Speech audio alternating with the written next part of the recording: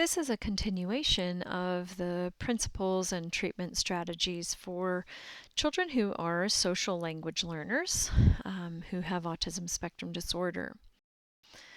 So we have talked about ways to arrange the environment and follow the child's lead and be responsive, and we're talking about how to scaffold social engagement and advanced language skills in these children. So we're going to pick up with discourse treatment after talking about visual supports in the last half. We also need to teach students some different discourse types. So moving on to ways that we can support children and scaffold their development is to teach them narrative discourse. Scripts is just a simple recounting of an event sequence. A personal narrative is a script plus story grammar, so it adds the additional features of story grammar. That's a script is kind of what very young children will do, kind of a leapfrog, where they just tell the main events in a sequence.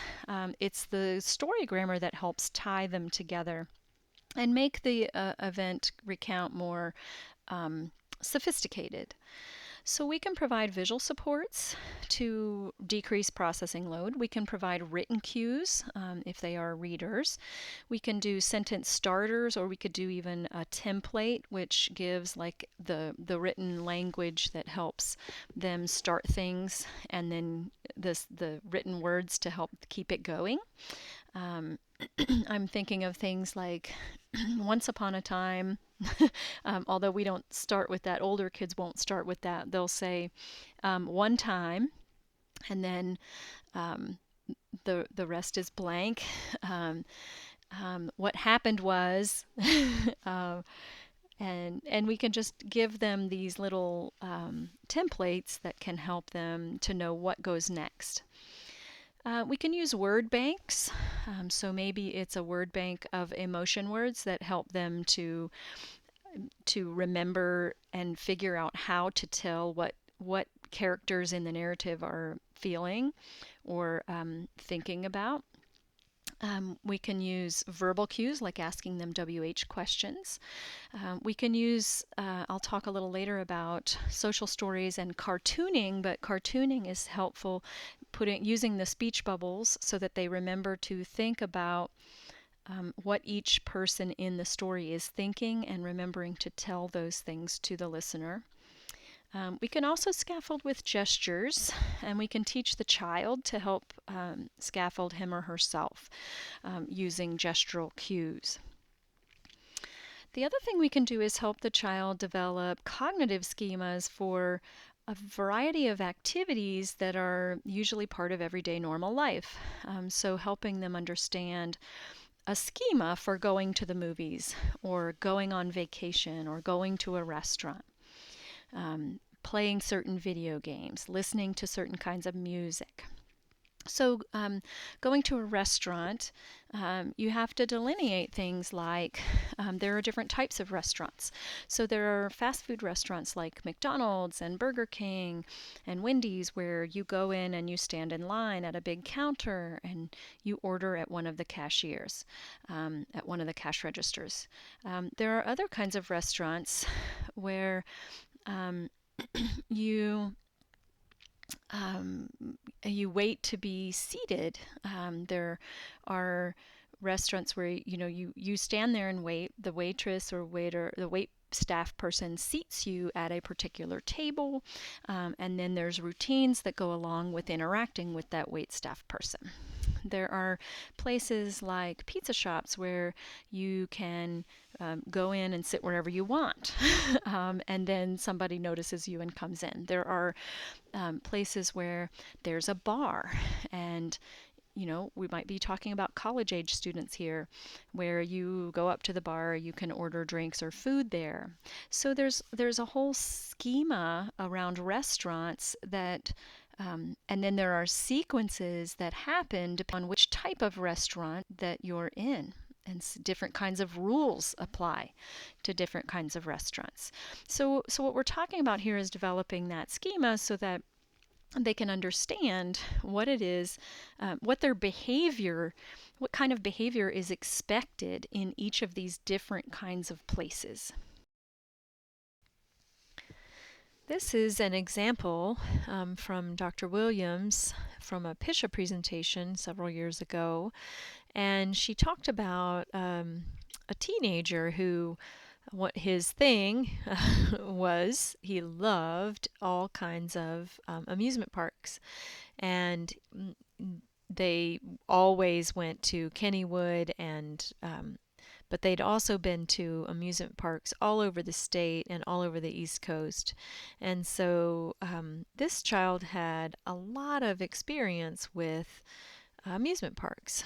So she worked with him initially, starting out just helping him understand the kind of schema involved in going to Kennywood. So at Kennywood, there are rides, there are foods and drink, there's games. And so they kind of talked about this experience of Kennywood, and then categorized all the different things you can do there into these three categories of rides, food and drink, and games.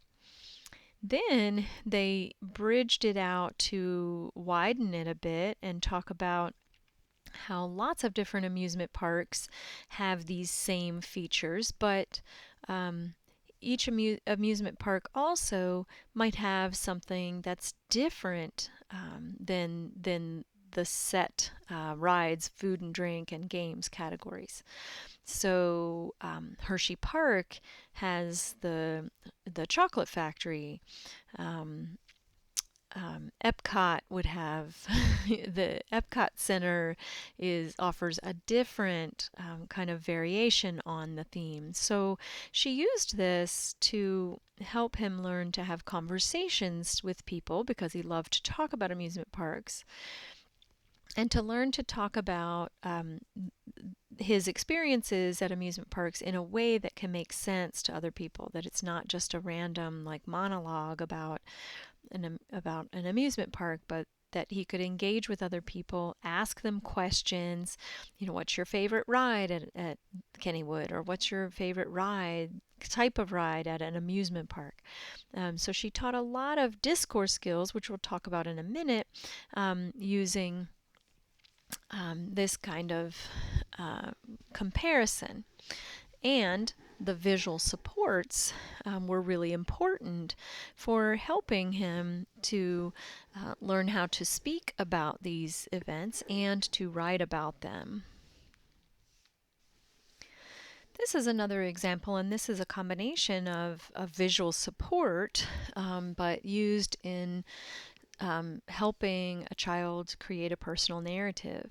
These are just pictures from a weekend at Yellow Creek with my family, and we very specifically took pictures of the different types of activities that were happening over the weekend, so that then we could create a book about it, and then we used it as an activity where we wrote simple sentences about each thing. We put them in order, and my oldest son helped to craft that story, and then that was a personal story that he liked to look at and to tell other people about. Certainly he did not need the visual supports to help him with the language involved, but for children on the spectrum, this can be a really important step in helping them to tell a personal narrative. We can use a story grammar chart, just like those that we talked about in the section on book reading, to help students on the spectrum understand how to organize narratives using story grammar. And so learning how to start a story by introducing the characters and the setting. And that's true, of course, in a personal narrative. So I could say, oh, me and my husband and my kids went to Yellow Creek, and we stayed in one of their cabins there, and we stayed the whole weekend. It was a great weekend. It was really beautiful. So I've already then introduced the characters and the setting, right? Maybe my story has a problem and maybe it doesn't. Maybe it's not that kind of story. But, I can use the different story grammar features to help glue the pieces of the story together so that it's not just an event sequence, but it is a personal narrative. So the charts we use for story grammar can be useful then in helping the child create his or her own personal narrative. It can also be used to scaffold comprehension of narratives, either personal narratives or stories, literature, English class, English language arts.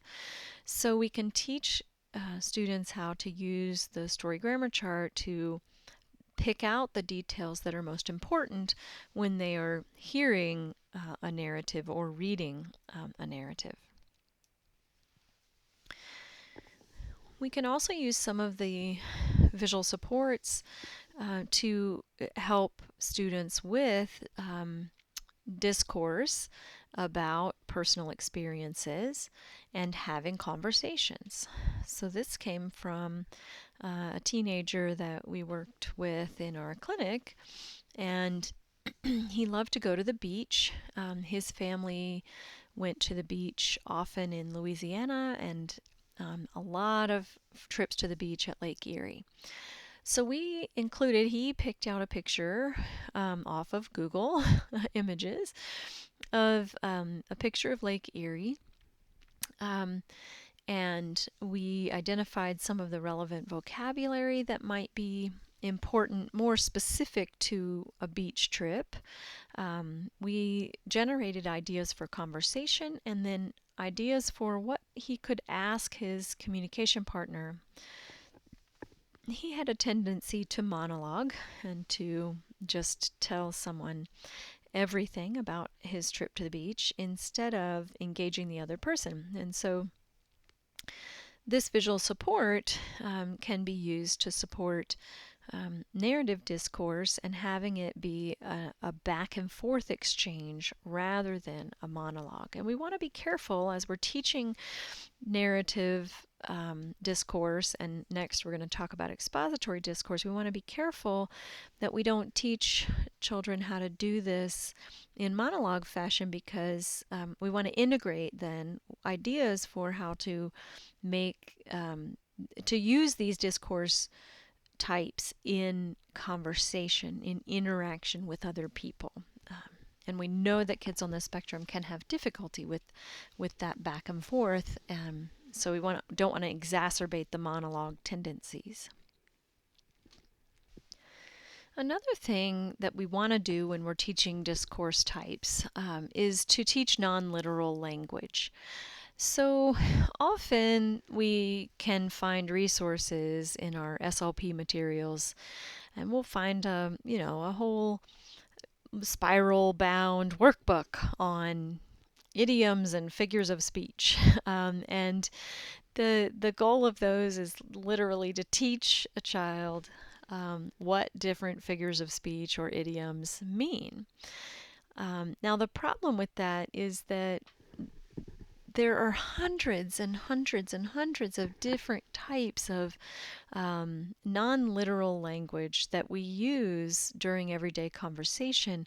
And I would say the majority of the ones that I find myself using at home are not the ones you're going to find in those books, because It's Raining Cats and Dogs is just not really the kind of figure of speech that you hear people use all the time. It's usually much more subtle. And it's those subtle nuances of non-literal language that cause children on the spectrum and typical kids to misunderstand. So the best place to teach those is within our teaching of discourse types. So in narratives, there's a lot of opportunity to teach similes, to teach sarcasm. So when characters in a story use sarcasm, when there's non-literal language in the text, it can help us have opportunities to explain and even just to have children recognize that non-literal language is going to come up and that they have to do something different with that language than rather than interpreting it literally. So another important discourse type that we need to work on with students is expository discourse. So we need to explicitly teach the structures involved in expository discourse. The content of this can be functional everyday routines, some of their pet topics, curricular topics from school. We can start with these kind of topics that are very relevant to their daily lives, in part because they're already stored and encoded visually. So what we would be doing is helping them to overlay the discourse, the language, and the interactions onto that stored visual encoding. We again want to include a lot of visual supports to scaffold and ensure that the child has enough support to help with the discourse type. So what types of discourse, expository discourse, do we need to teach? Well, the same kinds that we talked about in book reading, on the section on book reading. So collection descriptions, so explaining what something is and mapping out the superordinate and subordinate parts of that, a collection of some kind. Comparing and contrasting, telling how something is the same, how something is different. Now, I want to go back to the teenager who loved amusement parks. So we were teaching him to tell a story and interact with another person about amusement parks, but what I want you to realize is that we also would have the ability. Dr. Williams talked about teaching him a lot of expository discourse in that routine as well, because she taught him to compare and contrast the different amusement parks so that then it was a way to teach him expository discourse as well. And so one topic might lend itself to teaching both narrative and teaching expository. A procedural sequence is considered an expository discourse. Cause effect, problem solution, persuasion. There are likely some more that are often taught in English classes, actually, in writing.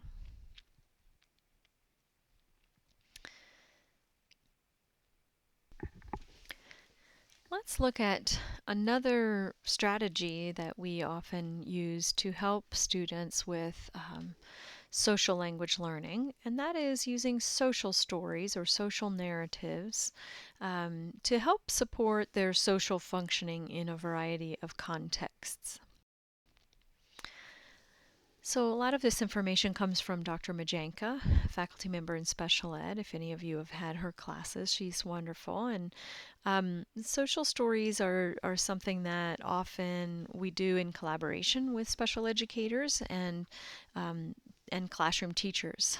So they were developed by Carol Gray, and they are intended to notice the theme of visual supports here. They're intended to provide some visual support as well to students to help them understand a particular social context.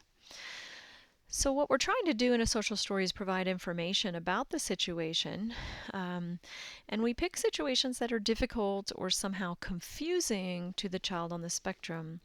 We want to, the whole purpose of them is to increase basically their understanding of the situation, because half of the battle is that they don't understand what's going on. They're confused. We want to help the child feel comfortable in the situation, and then give the child ideas for how to respond appropriately, how to use the kinds of language and behavior that is expected in that situation. Another thing that we do within social stories is provide perspectives on thoughts, emotions, the behaviors, intentions of other people. And that can be challenging for kids on the spectrum. So the social story is intended then to bring that information into the open to help them understand what other people might be thinking. Social stories are highly tailored to an individual child's needs, and so you will see that there are books that have, social stories on a variety of topics in them. We'll talk in a minute about other formats that are often used for social stories, and like video social stories or video models.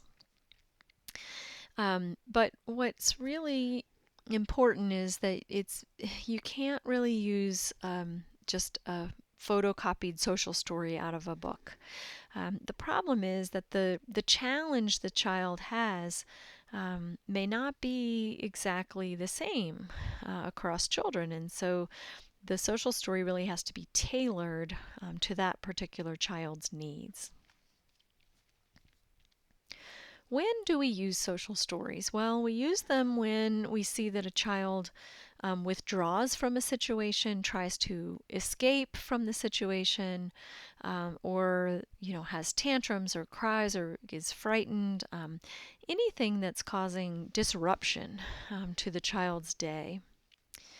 We also will choose to use a social story for problems that are specific to social cognition. So when the child misunderstands the expectations or the nuances, they might have some foundational social skills, but they're really struggling with how to use them in different contexts. If there's evidence of a social cognition difficulty, then we can use this tool very effectively. We want to make sure, though, that it's not something else like a sensory processing problem. Are they melting down and having a tantrum because they're on sensory overload? Or is it a social cognition issue that's the root of the problem? How do we write a social story? What we want to include are 3 different types of sentences. We want to include descriptive sentences, and these just give the facts, right? Tell who, what, where, when, why. We also want to include perspective-taking sentences. These are details about emotions, thoughts of other people, their perspectives. And finally, we want to include directive sentences. And the directive sentences are those that suggest some ways that the child can respond to the situation. Now, these directives would be very tailored to the problem that the individual is having in the particular situation. The ratio we want to aim for is we want 2 to 5 descriptive and perspective-taking sentences for every 1 directive sentence. So notice at least a 2 to 1 ratio, and really probably much more like 4 or 5 of these first 2 types of sentences for every 1 directive sentence in the social story. And we want to avoid any kind of absolute terms like always or never. For always, we want to use something like instead or sometimes, things like that. How can we present social stories? Very often they are written as a written story, and we could put photos with them, but literally it could just be a written story. If we have a kid who's a reader, and the written story is sufficient, then we could just do that. We could add a bunch of photos to help visually represent each of the pieces of the story. Given what we know about kids on the spectrum, visual supports are very helpful. So that's often what you see is kind of a photo story. You could also add audio recording, so it could be these days very easy. It's very easy to create it on an iPad and to put stories and audio with it. So then the child can listen to the social story over and over again, and that's very helpful. Repetition of the same exact content is very helpful to kids on the spectrum. We could also create some kind of video presentation where we're acting things out, or that we're reading the different parts of the social story, and maybe the child is reading it him or herself. We could also use what's called cartooning, where we create basically like a little graphic sequence, like a cartoon sequence. This can be really helpful if we're trying to show speech bubbles for what someone is saying and thought bubbles to show what someone is thinking. Then we can also help kids understand that what someone is thinking might not be exactly the same as what someone is saying. And for some kids on the spectrum, they say exactly what they think, and they don't filter it out. So it's confusing to them then to find that other people might do something like deceive them and say something that's not consistent with the truth or consistent with what they're feeling or thinking in their head. So this offers a great opportunity, social stories offers a great opportunity to help teach kids these concepts of thinking what you're thinking versus what you're actually saying. Here's an example from Dr. Majenka, keeping safe in my seat. So the first several sentences are in blue, and they are descriptive sentences. So basically, we're just describing we keep the legs of our chair, all four legs of the chair, touch the floor. If one or two legs touch the floor, then my chair can tip over. Tipping my chair can make me fall. If I fall, I can get hurt. Tipping my chair can make my teacher sad or mad. Actually, that sentence should be yellow. That one and the next one. I do not like it when my teachers are sad or mad. So those are both perspective-taking sentences. Now we get to two sentences that are directive. I will try not to tip my chair. I will try to sit in my chair with all four legs touching the floor. So those are the directives, and then we go back to some perspective-taking sentences. My teacher will be happy if I sit in my chair with all four legs touching the floor. Then I will be safe. So actually I think then I will be safe is really a descriptive sentence. So we can ask comprehension questions after the social story to try to help highlight the knowledge that we're trying to help the child with. Another example I love because it gets at the issue that we have with many teenagers, that there's lots of teen topics that need to be addressed. They need to be addressed really directly and kindly, or kind of without emotion. With students on the spectrum. So you can imagine what difficulty John is having by reading this social story. You can read this one yourself, but notice that there are quite a few descriptive statements and perspective statements, and then there are two or three sentences that are directives. And again, some follow-up comprehension questions if we want to use that as an additional strategy to highlight the important features. So another variation of social stories are somewhat different than social stories, but many social stories can be created as video stories or video models. There's a website called Model Me Kids. We'll watch some of these in class, but there's some good videos to show the kinds of video models that we could use. Um,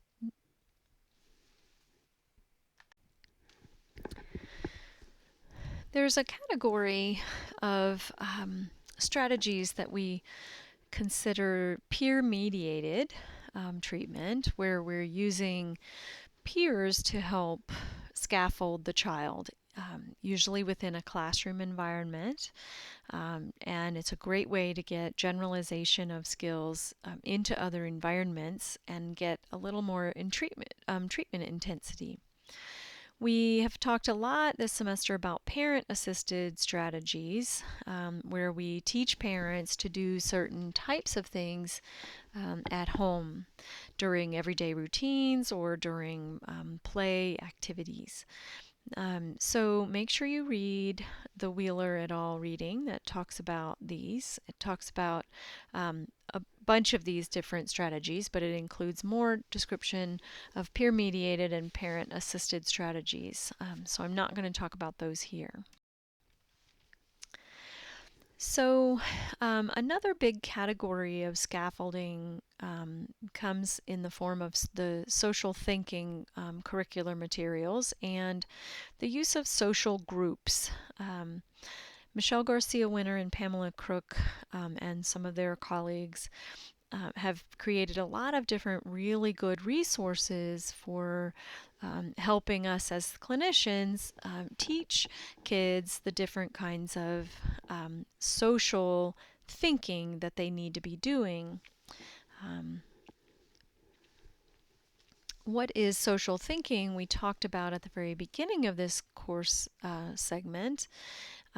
Considering other people's thoughts and emotions and beliefs and intentions, interpreting them and responding to them in your own mind, and possibly through your social interactions. And so social thinking is what we do in our head.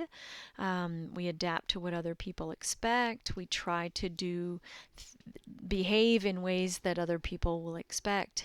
We do that by gathering a lot of information and data from the social environment to know what's expected of us in the moment. So what does good social competence look like? It's basically the ability to adapt effectively given the situation, given what we know about people in the situation, to react and respond in the manner that we had hoped or expected.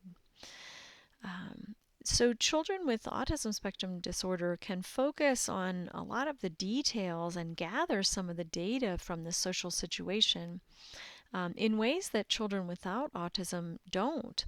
The problem that children on the spectrum have, though, is that they don't pull all those details together to see the full context and understand then what is expected, what kinds of behaviors and interactions are expected of them. And so it's not just about teaching them basic skills like eye contact or turn taking. It's understanding how to use those in everyday situations in real time as things shift in the interaction. So Winter and Crook and Clements all have contributed to this, creating this model called the I-LAF model of social cognition. And each of the components of I-LAF means something. And I is for initiating, starting something, or asking for help. L is for listening with your eyes and your brain. We need to interpret all of this social data that we're gathering from the situation in order to understand what's going on. The A is for abstract and inferential. So We have to be able to predict meaning from language, from nonverbal cues, from contextual cues. And so what we're doing is interpreting abstract information, making inferences. This is a high-level cognitive linguistic skill. The U is for understanding perspectives. This is where perspective taking integrates into um, this idea of social cognition. G is getting the big picture or gestalt, so picking out what's most relevant. And then H is for humor and human relatedness. So we're trying to relate ourselves to other people, and this model helps us to. They provide some concrete ways that we can actually teach kids this skill of social cognition. So what I hope you heard in some of the components of the ILAF model is some of the cognitive skills that we talked about way back at the beginning of the semester, or theories of autism. So difficulties with central coherence and theory of mind and executive functioning can contribute to these challenges that kids have with social interaction. Those things contribute to the child's ability to take perspectives, to get the main idea, and then those contribute then to being able to relate effectively to other people, to handle humor, to handle abstract ideas, to be able to think in social ways, to initiate. And so it all comes together in the end in real time with other people. So some of the treatment activities that they have developed help to teach basic social thinking types of concepts, like we think with our eyes. That doesn't mean we just make eye contact and we look at somebody in the eyes. Really, our eyes need to be taking in and looking at all of the different components, the body language. If someone's reading a book, then our eyes need to be looking at the book. That's how we're going to get information about the situation. So teaching someone eye contact can result in really bizarre and intrusive and unwelcome eye gaze from a person on the spectrum. Instead, talking with them about thinking with their eyes means that they can develop some more appropriate eye gaze shifts, but really the whole purpose is to gather information and to know that they need to look for information about the social situation in lots of different places. Yes, looking at people's eyes can give us some information, but also looking at their face, looking at their gestures, looking at what it is they're pointing to or referencing in the environment. And so that will help normalize eye gaze shifting instead of having them focus too much on staring at somebody and it becomes weird. Group thinking versus me thinking, so teaching someone to think about what is important and best for keeping a group functioning instead of just thinking about myself. Thinking about expected versus unexpected behaviors in a situation. When we do things that are unexpected to other people, it makes them, the terminology that Winner and Crook use is it makes them think weird thoughts about me. It makes them uncomfortable. And so what we're shooting for is to do things that are expected by other people rather than unexpected or bizarre behavior. Body in, body out, or brain in, brain out means if your body's out or your brain's out, you're not able to attend. You're not jointly attending to the situation. So we teach them body in, brain in. Smart guess versus wacky guess. Sometimes kids on the spectrum come up with some really weird guesses or inferences, and we need to work with them on figuring out what's a smart guess about the situation. And then hold that thought versus talk that thought. So you might have a thought, but is it an inside thought, a thought that you hold and you keep inside, or is it an outside thought? It's a thought that you can talk about. There's more of these social thinking concepts. These are the main ones that I think illustrate kind of the power of the social thinking model and materials. Um, the authors of this approach talk about using a lot of group problem solving activities. So maybe some kind of cooperative building activity or a activity that has a group goal. So, for example, maybe you're trying, I said this one earlier, you're trying to make something and your job is to build a bridge, but you can only do it with all the materials that are on the table right now. And so they have what, like, strips of paper and paper clips. How are they going to build a bridge? And then how can they make it a strong bridge? And how can they make it a long bridge? Things like that. So if they have a group goal, really first it's coming up with a group, understanding the group goal and coming up with a plan to achieve that goal, figuring out how they're going to work together to meet the goal. And then the social concepts, the social thinking concepts are integrated then and discussed all throughout these problem solving activities. So it gives us a lot of opportunity to teach the skills, but to do so within the context of working with other people. Garcia Winner has a number of basically whole curriculums for different age levels and different types of skills. And so this one's an example of paying attention and social memory activities, thinking with your eyes. Is your body in the group? Is your brain in the group? Lots of activities, posters, materials, things we can use in treatment. There's a curriculum for 6 to 10-year-olds that's called You Are a Social Detective. You hunt for clues, you make inferences about what's happening, you figure out what's expected, how others think and feel. Um, Another really good resource. There's a curriculum called Superflex, Superhero, and it identifies a bunch of unthinkables, characters who represent common behaviors in children on the spectrum, but behaviors that are unexpected.